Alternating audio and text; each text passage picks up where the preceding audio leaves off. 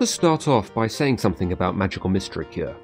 It's taken me a while to come to this conclusion, but I don't really think it was that good an episode. While it had some great songs and I loved the setup in the first half, the songs didn't really add much to the plot. This caused the episode to be extremely rushed, giving the audience very little time to take anything in, and shortened the episode's ability to explain what was going on. I loved the idea of the other 5 having the wrong cutie marks, and they really didn't explore this arc enough. It got rushed through in 12 minutes, with a lot of that time devoted to songs. So what an immense relief it was to see this two-parter take its time to properly explain what was going on. 7 minutes spent on Twilight adjusting to her new role and wings, 6.5 minutes on the Everfree Forest invasion and Celestia and Luna's disappearance, and 6 minutes on them figuring out what to do. The pacing in the first half of this story was wonderful. A few things before we get to the core of this episode. Starting off with the intro. There were a couple of things that annoyed me. Twilight doesn't have wings in the first shot, and while it's nice that they added Luna, why now? Why not 2 seasons ago? Or heck, why not right after the pilot? This might be an indicator that they will be giving Luna a larger role this season, but we'll see. The other annoyance I had started from the very beginning of the episode, and ended up as a recurring theme. Pinky being reduced to saying random silly one-liners. They didn't add much to the discussion, and made me feel like she didn't really take the situation with any kind of seriousness. Like in the scene with the stained glass windows where Twilight is worrying about being apart from her friends. All Pinky's thinking about is frosting. Something I really liked in this scene though, was the lighting with the stained glass windows. Looks like they are adding a bit more CGI to the animation, and unlike the Timberwolves in Spike at Your Service, it blends much better with the flash animation. Who would have thought the show would have a higher production value than the theatrically released movie? Okay, I swear that's the last thing I'm going to say about that stupid movie. Early on, Twilight's friends talk to her about how they are going to remain friends despite the fact that she is now a princess. After 3 seasons about becoming friends, it seems this season is going to focus on how you keep your friends, even when difficult life circumstances get in the way. I know most people are never going to be faced with the burden of becoming a princess, but we are often faced with the difficulties of having to move away from where we have friends, or just having very time-consuming jobs that mean we don't have time for anything else. Life is always going to try and come between you and your friends, and I love the idea that once you are friends, you can remain that way no matter what. Speaking of things that I loved, the way the writers handled Alicorn Twilight and Discord's characters was really impressive. Despite the changes they have gone through in Season 3, they haven't really changed at all as characters, they are just playing slightly different roles. Rarity, what are you doing? What the... Is that how you stop a horn from doing magic? You just put it out like a candle? And those are some pretty sharp windows Twilight has in her house. You could use them as a guillotine. Anyway, enough nitpicking, this isn't a Sins video after all. Well, with the Everfree Forest invading, at least there is a logical explanation why Zecora conveniently shows up in Ponyville. Shame I can't say the same for the plot device potion she brings with her. What is it? Why does she have it? And what did turning the potion white actually do? It is possible that it is based on the pensieve from Harry Potter, and that works by having people extracting their memories from their head and placing them into it. Does this mean Zecora extracted these memories from Celestia's head at some point? How did she get them? She also didn't bother to tell Twilight what this potion does. Maybe this means she didn't even know what it did. So why would she even think it might tell her something in the first place? I also have a gripe about how long it takes Twilight to figure out she's in a memory. Was the appearance of Nightmare Moon not enough of a clue? Then again, she did call Nightmare Moon Luna, so maybe she's actually forgotten who this is. Good thing she announces it so dramatically with a camera zoom and everything. The sound of Nightmare Moon's horn sounds oddly familiar, but I can't quite put my finger on it. Oh yeah, that was it. Okay, what was the point of that? We learned nothing. All we saw was something that we'd only been told about before. I don't really understand why we needed to see it.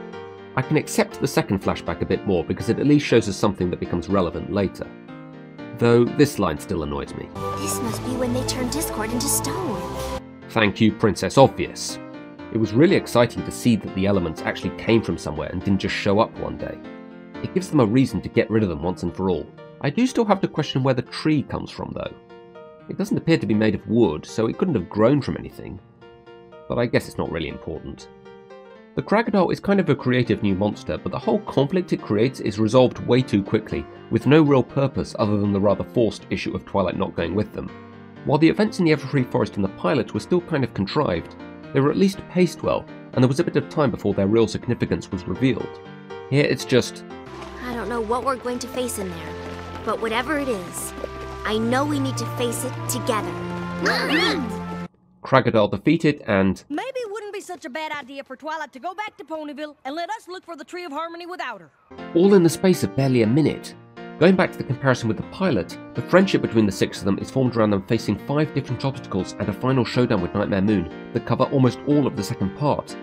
While here, the concerns of the other 5 is based entirely on a 30-second tussle with a crocodile. I also don't understand Applejack's logic here. She's potentially the leader now, so she needs to be out of danger? If anything, that is more of a reason for her to go with them. She can see firsthand what the dangers are, and it will be easier for her to understand what needs to be done. A good leader leads by example and is the first to face danger, not the first to retreat. Not to mention, with Rarity's horn on the blink, Twilight's magic was basically the only weapon they had, so without her they are unarmed. On a more positive note, this conflict, while forced, does give us some more Discord acting exactly as I was hoping he would. Not being directly responsible for any of the problems in Ponyville, but still causing friction between the characters by manipulating Twilight and convincing her to head back into the forest. This character rocks. However, this does start a series of issues over the next few minutes that get resolved way too quickly. Twilight leaves the forest, then quickly returns. Rainbow suggests what Twilight saw wasn't real, then quickly gets shot down by Applejack. Rarity wonders how they will get down to the tree, and the most plot-convenient stairs ever quickly show up. Twilight wonders how they will find the other 5, Spike quickly finds them. The other 5 don't know what to do without Twilight, Spike quickly shows up to tell them where she is. Oh man guys, and you were doing so well with the pacing of this episode, but as soon as they enter their free forest, it's like someone hit fast forward. Also... You mess with one of us, you mess with all of us! Ugh, that's such a cheesy line. I do like the little speech Twilight has about how they will always be friends, even without the elements. But I think Rainbow and Rarity also raise good points. How are we supposed to protect Equestria? How are we meant to rein Discord in if we can't use the elements to turn him back to stone? And Twilight just ignores them. Hopefully these are things that will get explored later in the season, and I have to think that they wouldn't have had them give up the elements unless they were planning to explore how the main 6 can cope without them. But it does still bug me that Twilight just ignores these problems for now. I don't really think that there is much that could be said about the box right now since we don't really know anything about it yet. However, just the promise of a season story arc does have me excited. But I hope it's not just going to be 6 stories that just happen to end with them finding a key, and otherwise bear no relation to one another. A season story arc is only a good thing if it serves a purpose in being a season story arc, rather than just being one for the sake of it. A box with 6 locks just feels like an excuse to make it into 6 stories, like the way a video game would give you 6 levels to beat instead of just 1. Then again, if they are just simply good episodes, who really cares? I love the ending with the basic reason why all this happened. Discord was just having fun with them as usual. This character rocks! I know I already said that, but it's true, goddammit. What's this crown Twilight is wearing at the end? Can she not wear the other one now, just because it doesn't have the element of harmony in it anymore? And did she just perform a sonic magic boom? Overall, I'm not really a massive fan of these Fate of Equestria 2-parters, and large parts of this seem to be just setting up themes and arcs for the season to come. So it's difficult to judge a lot of this episode fairly without having seen the rest of the season. A good setup for me has an interesting mystery to it. The box isn't really all that interesting, it's just a box. I did like the way that the invasion and disappearance of the princesses is set up, as well as Twilight being uneasy about her new position of authority. It loses points for me when it comes to that potion, which just comes out of nowhere, and the more rushed nature of the third act. Compared to the other 2-parters, it probably doesn't have as good of visuals as Crystal Empire, but certainly has less problems and a far better conflict.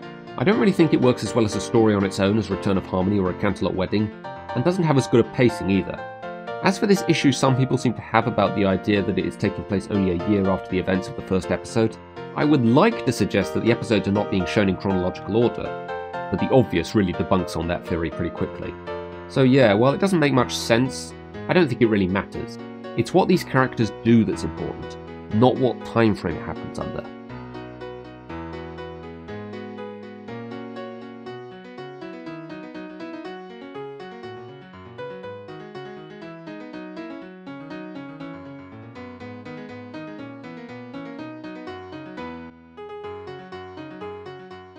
Why does she have it? And why do I keep saying why?